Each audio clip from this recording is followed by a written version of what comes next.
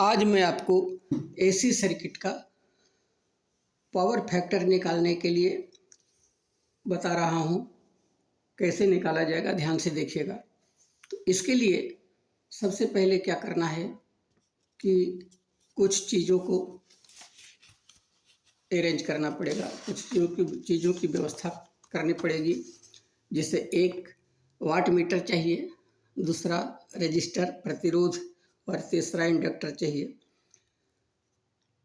और 2 volt meter चाहिए।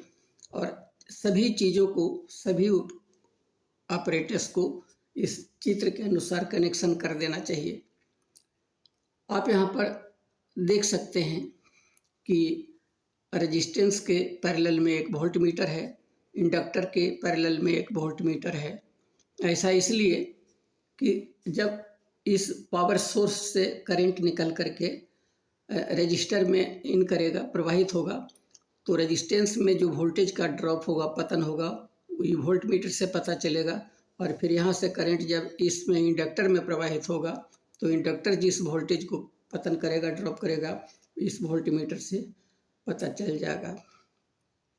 उसके बाद जब इसको हम लोग जान लेंगे कि इस वोल्ट मीटर का रीडिंग क्या है, रेजिस्टेंस में कितना वोल्टेज ड्रॉप हो रहा है, ये पता चल जाएगा। फिर इस वोल्ट मीटर से इंडक्टर में कितना वोल्टेज ड्रॉप हो रहा है, ये पता चल जाएगा। इसके बाद क्या है कि हम लोगों का आपका एक परिणामी वोल्टेज दोनों मिल करके, इसमें और इसमें जो ड्रॉप हो रहा है, वो दोनों मिल करके कितना वोल्टेज ड्रॉप हुआ, इसके लिए हम लोग एक वेक्टोरियल डायग्राम खींचते हैं। ये आपका हुआ वेक्टोरियल डायग्राम। सोर्स से, मतलब इलेक्ट्रिक सोर्स से, वोल्टेज सोर्स से जब करंट निकलता है तो आगे बढ़ता है। जब तक वह रेजिस्टेंस के अंदर है तब तक, मतलब आप इधर देखिए, यहाँ से निकलने के बाद इस करंट इस रेजिस्टेंस में प्रवेश करता है। तो जब तक इस रेजिस्टेंस के अंदर है तब तक करंट और वोल्टेज दोनों एक ही फेज में चलते हैं, दोनों के बीच में कोई एंगल नहीं होता है। लेकिन करंट से निकलने के बाद जैसे ही इंडक्टर में प्रवेश करता है तो इंडक्टर में घुसने के बाद दोनों के बीच में, मतलब करंट और वोल्टेज दोनों के बीच में 90 डिग्री का एंगल बन जाता है। वही इधर दिखाया गया है।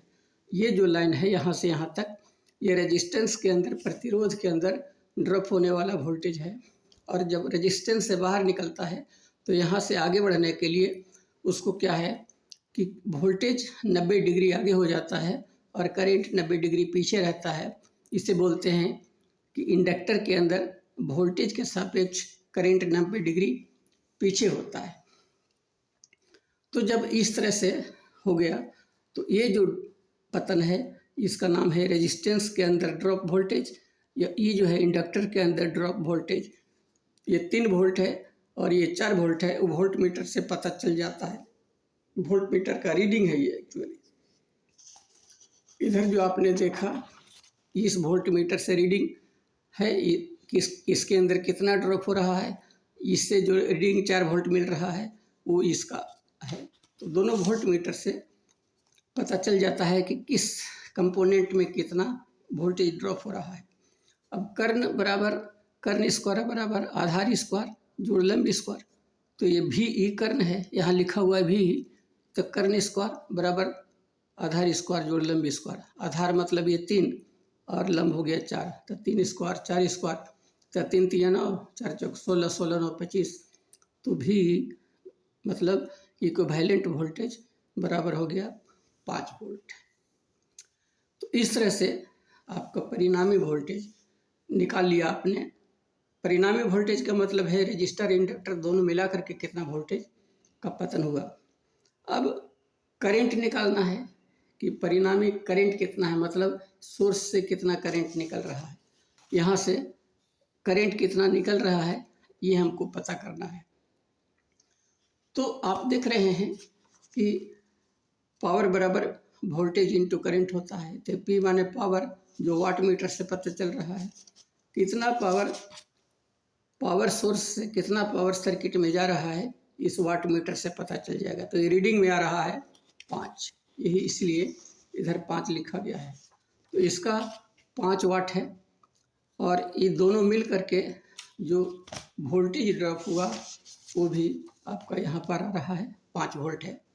तो पावर बराबर VI, वोल्टेज इंटू करेंट। अब करेंट निकालना है तो करेंट बराबर पावर बटा वोल्टेज कर देंगे। पावर भी 5 वाट है जो वाट मीटर से मिल रहा है, और वोल्टेज जो इक्विवेलेंट वोल्टेज यहाँ से मिला ये वाला, ये 5 वोल्ट हो गया। तो करेंट बराबर वाट बटा वोल्टेज, मतलब 5/5 बराबर 1 एम्पीयर। तो इस तरह से आपका निकल गया कि इस सर्किट में कितना करंट प्रवाहित हो रहा है। अब दोनों चीज़ मिल गया, उधर इक्विवेलेंट वोल्टेज भी मिल गया और टोटल करंट भी आपका मिल गया। यहाँ से परिणामी वोल्टेज आपको मिल जाएगा और यहाँ से टोटल करंट जो सर्किट में जा रहा है वो भी आपको मिल जाएगा। इसी दोनों के आधार पर आपको कॉस फाई निकल जाएगा, क्योंकि इसी सर्किट का जो पावर है वो होता है VI कॉस फाई। तो पावर जो वाट मीटर से मिला वो 5 वाट है। भी जो है इक्विवेलेंट वोल्टेज जो वेक्टर डायग्राम से मिला वो भी 5 वोल्ट है, और ये जो I है वो जो कैलकुलेशन से आपको मिला 1 एम्पियर है। और कॉस फाई अब 5 और 5 गुने 1 बराबर 5, और ये कॉस फाई हो गया।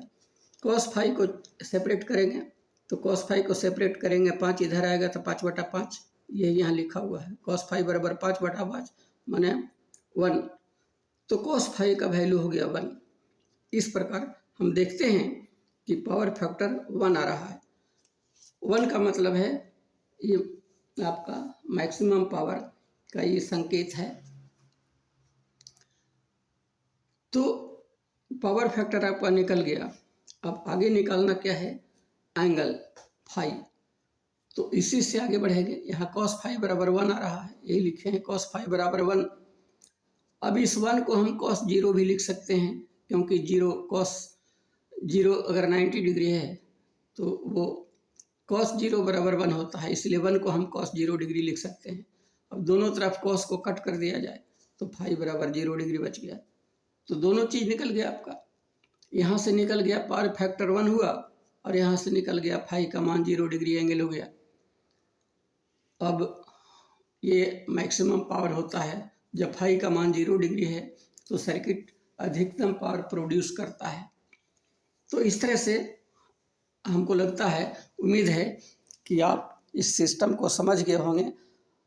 कॉस फाई निकालने का तरीका आप समझ गए होंगे, और अगर समझ गए हैं तो सर्किट को सब्सक्राइब कर दीजिए, और अगर कुछ नहीं समझे हैं तो फिर आपको कमेंट के माध्यम से इसे पूछ सकते हैं।